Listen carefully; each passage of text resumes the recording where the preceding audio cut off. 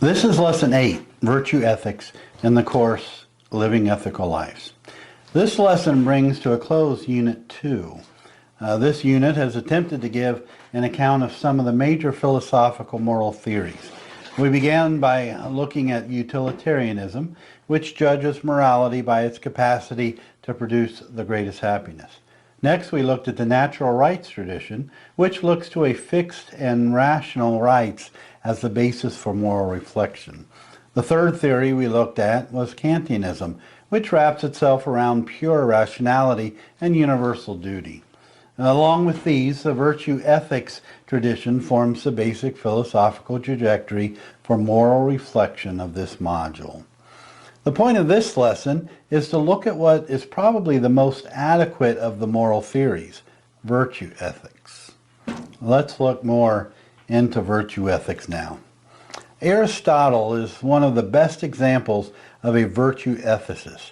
He is one of the greatest philosophers of the West. He has significantly influenced Christian thought, especially through Thomas Aquinas. He was a student of Plato's, but he charted another course. When he was 17, he went to study at the Platonic Academy. His primary interest was to reaffirm the existence of a public and knowable reality and to answer the question, what is the good life for man? The answer was the reinterpretation and reformulation of the traditional beliefs of the Greeks. He became the tutor to Alexander, son of King Philip of Macedonia in 342 BC. He set up a school in Athens in 335 BC and called it the Lyceum. Ethics is an important concern for Aristotle's philosophy. Aristotle's ethical theory is a good example of teleological ethics. It is understood as a practical discipline associated with action. Aristotle talks about three kinds of life. First, enjoyment. Second, statesman. Third, contemplation. The three kinds of life are shaped by three levels of activity. The first is unreflective, and its virtues diminish quickly. Whatever arises from those acts that reach for enjoyment will soon pass, and they are dependent upon our physical capacity to act toward their achievement. Most people live from one enjoyment to another. This is not a particularly virtuous way to live. The second reflects an action for the other, and it is a mature way to live. It is both a recognition of the other and the desire to work for others in a more public way. This kind of life begins to exhibit some of the virtues of a moral life. The third life is the most mature in that it is given to the one activity that will last for a lifetime. Therefore, it is the one activity that can span the entire range of life. It is here that the virtues are understood as activity or habits. Nicomachean ethics is the best source for understanding Aristotle's ethics. He argues that the first principle of ethics is the conception of the good. One defines the good by the end toward which it aims. Aristotle employs reason, balance, and contemplation in order to comprehend moral reflection. All action aims at some good. For example, when I am hungry, I act to satisfy the hunger. If I am in school, it is in order to achieve some better kind of life. If I read, it is to learn, which is some good end. According to Aristotle, it is quite simple. We act toward some good end. This means action reaches beyond itself toward some higher good. The reason grasps the good, but it is the will that acts to embody the good. Therefore, it is essential that the reason and the will are joined if virtue is to result. Politics is a master science of human good for Aristotle. Happiness is the first principle of politics. This recognizes the basic role of association or friendship in the life of virtue. The nature of happiness for Aristotle is the person who exercises his or her reason and cultivates it, and has it in the best condition. They seem also to be most beloved of heaven. The wise person is the most beloved of heaven, and therefore we may conclude the happiest. Happiness is the most pleasant. Virtue is both intellectual and moral for Aristotle. Intellectual virtue is fostered by teaching, and it demands experience and time. Moral virtue is the outcome of habit. Good habits aim at the good, and bad habits aim at evil. This means virtue is a human excellence achieved by habituated behavior toward the good. Virtues come to rest in character. Therefore, some refer to virtue ethics as character ethics. Alistair MacIntyre characterizes habits or practices. This will illuminate the way in which a practice or habit works within a virtue ethic. According to MacIntyre, a practice is coherent, is complex, is socially established, it embodies internal goods, is informed by standards of excellence, it enhances the human powers to achieve excellence, it provides a pathway toward the extending human excellence. A virtue ethics is dependent upon the habits or practices that engender character. Virtue exists for Aristotle as a mean between two vices, deficit and excess. In other words, a virtue or mean is neither too little nor too much. The mean is an attempt to mediate between a narrow, un-Greek repudiation of nature and the sophistic attempt to use nature as the exclusive factor in determining action. Let's look at that a little closer. So for example, for Aristotle, again, this golden mean, which we talked about, I think, the first class session, but virtue exists for Aristotle as a mean toward two vices, deficit and excess. In other words, a virtue, or mean, is neither too little or too much. So for example, say the activity is facing death. Okay, so the virtue or mean, that golden mean, would be courage. But the deficit or vice would be cowardice. Or the excess or vice would be foolhardiness. Let's say the activity is bodily actions. Well, the virtue would be temperance. The vice in deficit would be a profligacy, or the vice in excess would be insensitivity. Another example is giving money. The virtue again would be liberality. Another example is giving money. The virtue, or the mean, that golden mean, would be liberality, giving liberally. The vice and deficit would be, let's skip that one. Another example is claiming honors. So the virtue, or again Aristotle's golden mean, would be pride. The vice and deficit would be vanity. The vice and excess would be humility. That would be too much humility. Another example is social contact. The mean would be friendliness. The vice and deficit would be, let's skip that one too, too big of words.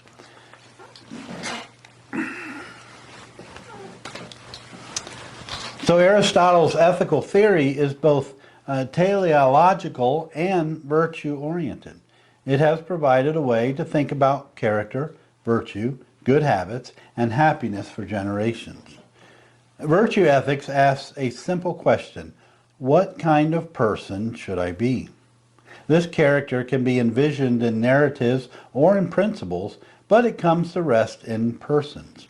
Therefore, a virtue is an acquired human excellence.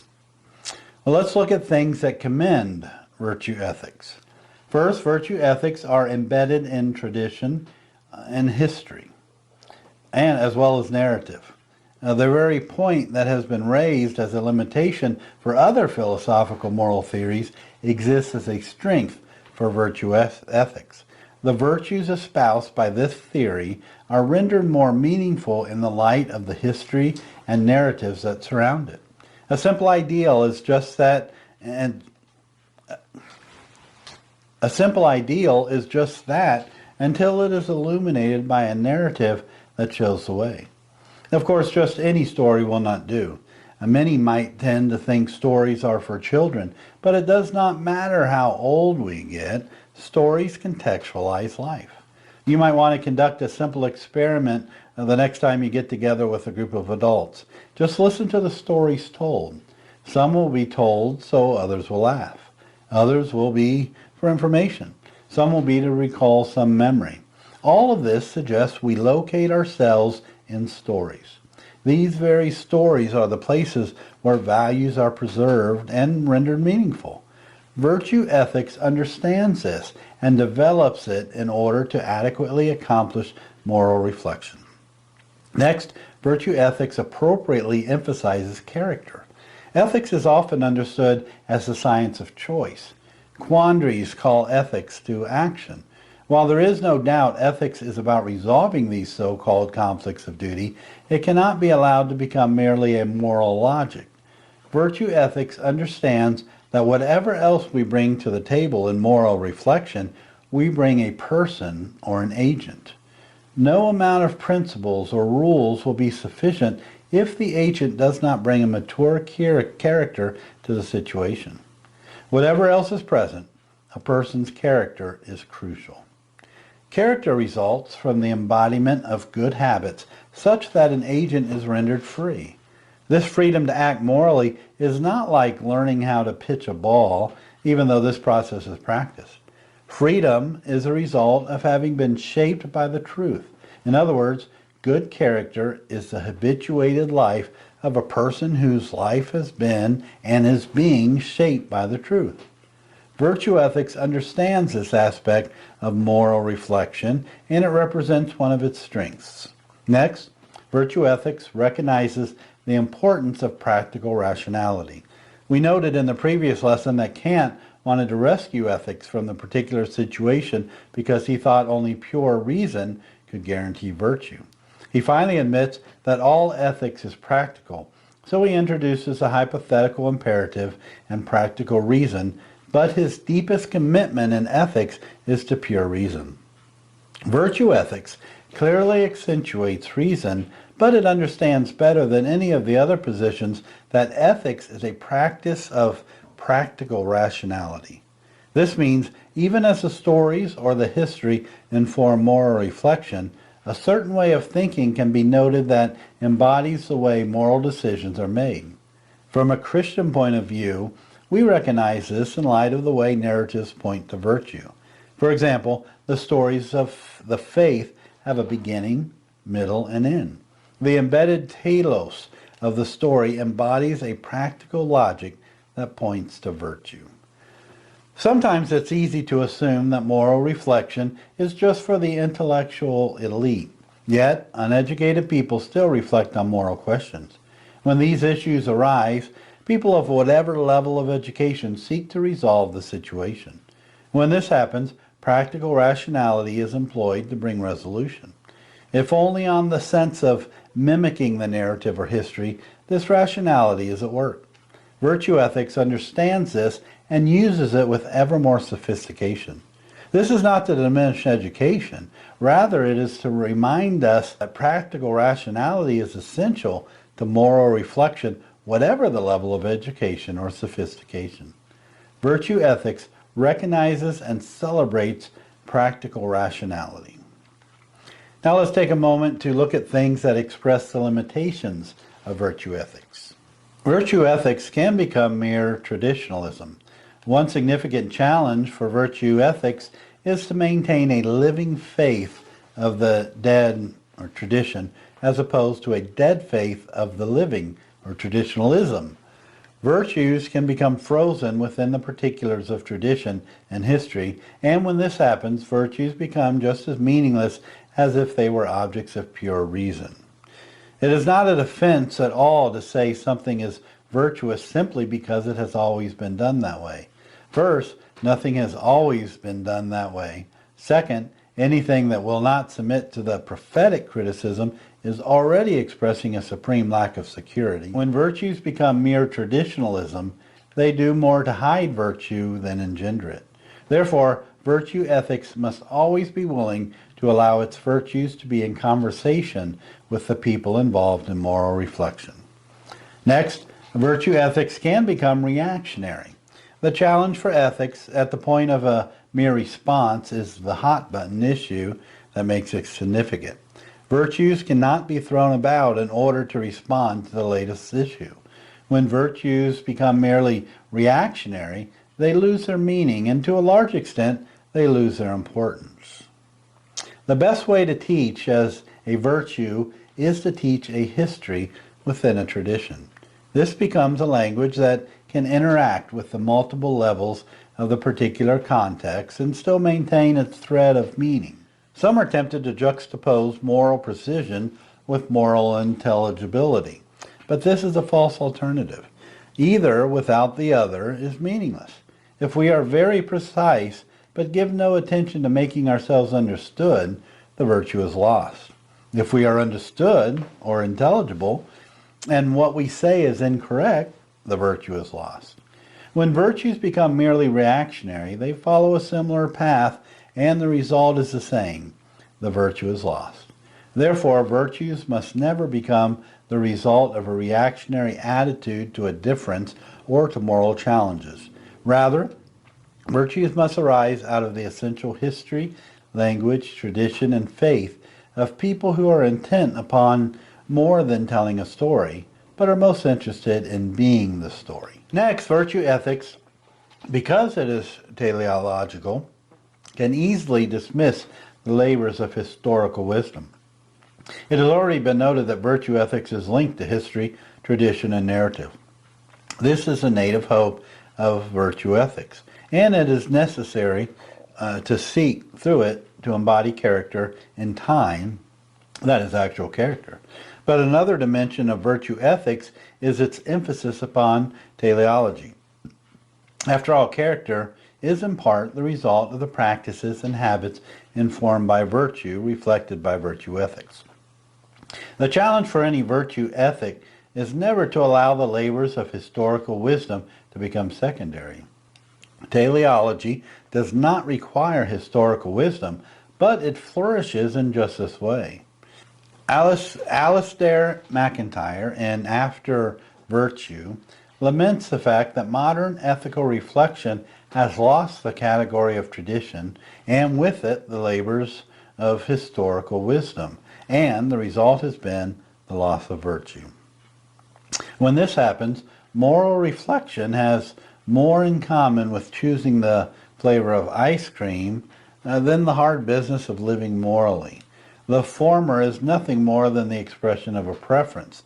The later is participating in a history, tradition, and narrative with the result of living virtuously. Teleology is not enough to ensure morality or virtue. When virtue ethics becomes a mere teleology, it runs the risk of losing its grip on virtue. Let's review this lesson. In this lesson, we've attempted to define virtue ethics, narratives, practical rationality, and habits. Apply virtue ethics. This theory can be either, but its more practiced forms are teleological. Understand the limitations of virtue ethics, can become more or mere traditionalism, can be reactionary, and can dismiss the labors of historical wisdom. This lesson has also linked an active, engaged life and friendship to virtue ethics. Well, let me give you a thought as we close this lesson. Psalm 22:1 says, "A good name is to be chosen rather than great riches, and favor is better than silver or gold." Proverbs 21:16 says, "Whoever wanders from the way of understanding will rest in the assembly of the dead." Proverbs 19:20 says, "Listen to advice and accept instruction, that you may gain wisdom for the future."